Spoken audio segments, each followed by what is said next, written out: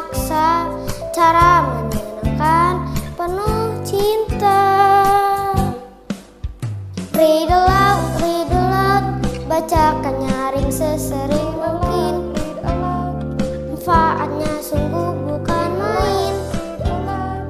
Read aloud, the more you read, the more you know, and the more you know, the smarter you grow. Ada aktivitas sederhana untuk membuat semua suka membaca, berteman dengan buku tanpa dipaksa, cara menyenangkan penuh cinta. Read aloud, bacakan nyaring sesering mungkin. Manfaatnya sungguh bukan main. Read aloud, the more you read, the more you know, and the more you know, the smarter you grow. Read aloud, for the smarter you grow.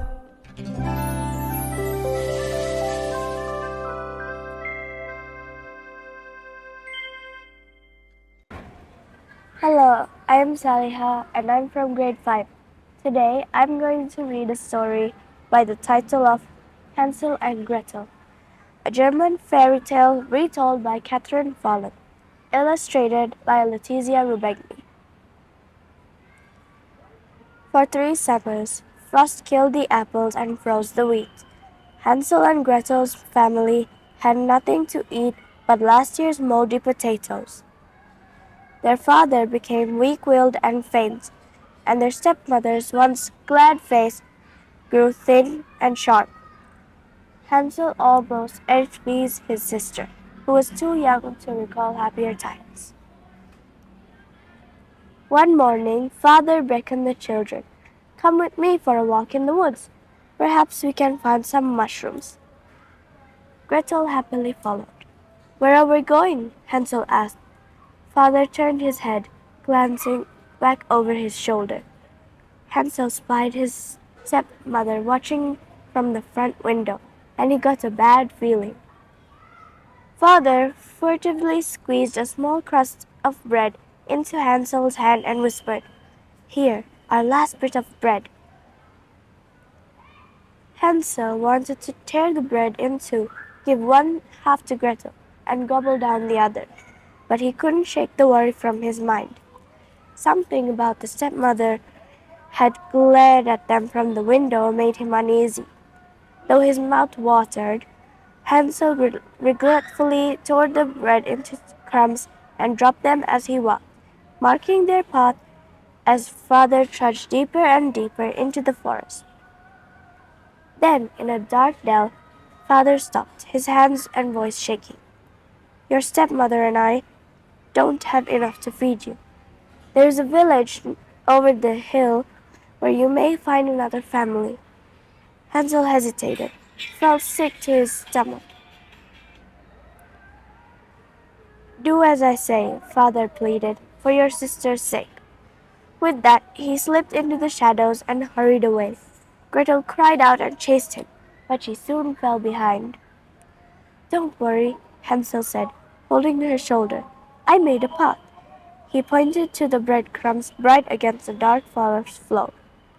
Gretel sniffed and stayed close as they followed the crumbs toward home. "You didn't make a very good path," Gretel pouted. Hansel thought he dropped a crumb every 3 steps, but he kept losing the way. Suddenly, a little sparrow swooped down, grabbed a crumb, and fluttered into the trees. "Birds are eating your crumbs," Gretel cried. Though they searched, Hansel and Gretel could not find the path. Shadows pressed close all around them, but Hansel remained calm. "Father said the village isn't far away," he said. The gloom grew deeper and deeper. Just when he was sure father had lied to them, Hansel saw a light beaming through the trees. "Look, there's a clearing up ahead." The woods parted to reveal an astounding scene. In a sunny meadow, sat a quaint cottage made entirely of sweets. Frosting icicles dripped from the eaves, ribbon candy lined the windows, and slabs of chocolate shingled the roof. Seized by hunger, the children stumbled forward, broke off pieces of the house, and devoured them. The sweetness on Hansel's tongue almost made him dizzy, and he didn't hear the door swing open. "Do I hear little mouths nibbling on my house?" a small voice said. A tiny old woman with cloudy eyes and a smile as sweet as her candy house beckoned them. "Please, come in," swooning with sugar. Hansel and Gretel happily followed her inside. The woman chuckled as she blindly felt her way around the small house, bringing plate after plate of gingerbread, cake, and pie. When the children were finally full, she made up an enormous feather bed and then drew a treasure chest from her shelf. "I don't keep many toys around, but I have these old things," she said, tossing Hansel something green and shiny. It was an emerald the size of his fist. He and his sister played marbles with the huge gemstones until they dozed off by the crackling fire. Breakfast was waffles piled with strawberries, peaches, and whipped cream. "I'm so happy to have company," the old woman sang.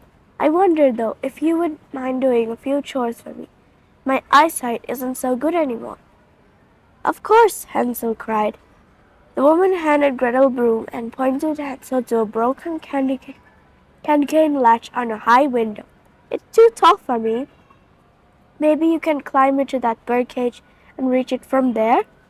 A huge empty bird cage hung from the rafters near the window. Hansel stood on the table and hoisted himself inside.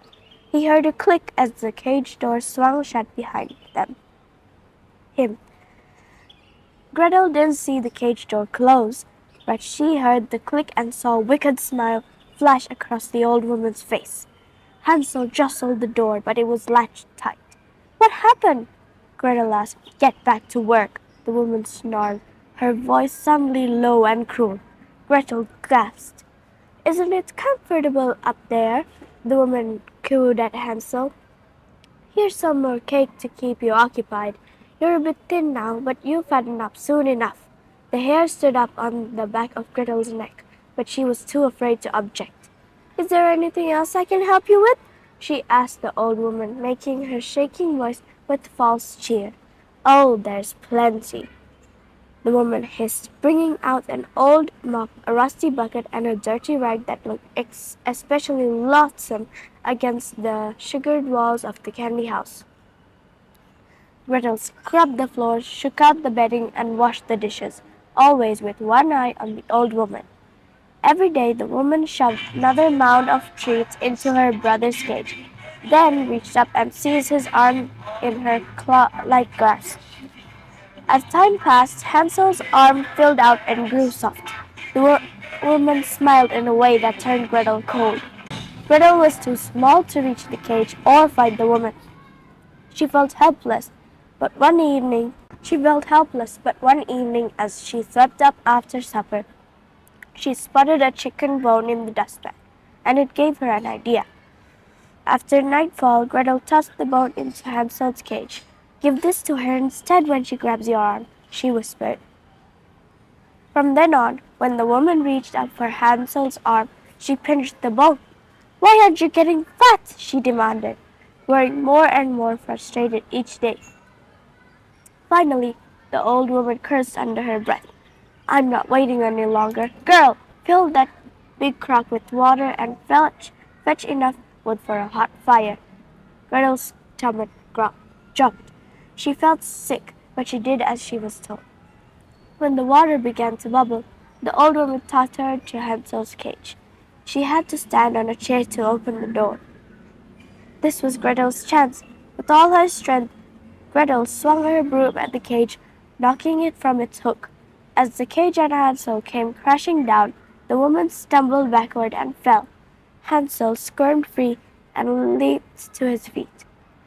As the old woman slowly stood, Hansel and Gretel rushed at her together, pushed her into the open cage and slammed the door shut, trapping her. "You wicked children! Let me out!" Hansel snatched the treasure chest from the shelf, and together the children fled into the forest. They ran until both were exhausted. They were back where they started, lost in the woods with darkness coming on. But Gretel felt stronger and less afraid than before. They decided to head downhill in search of home. "What's that?" Gretel whispered. The sound of a distant voice calling their names seeped through the trees. Still afraid, the children ducked into the underbrush. The voice came closer and began to sound more familiar. Just before the souls came into sight, Gretel realized who it was. "Father!" she shouted, leaping into the man's arms. He was thin and ragged, his eyes red from weeping. "My precious children!" he cried, swinging Gretel into the air. "I'm so sorry for what I did.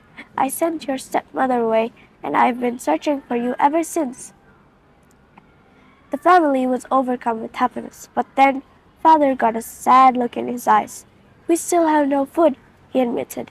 "Soon we will have all the food we could hope to eat," Hansel announced, revealing the chest of gemstones. Their weeping turned to laughter that rang through the forest. Together they headed over the hill toward home. The end. Thank you for listening. Bye.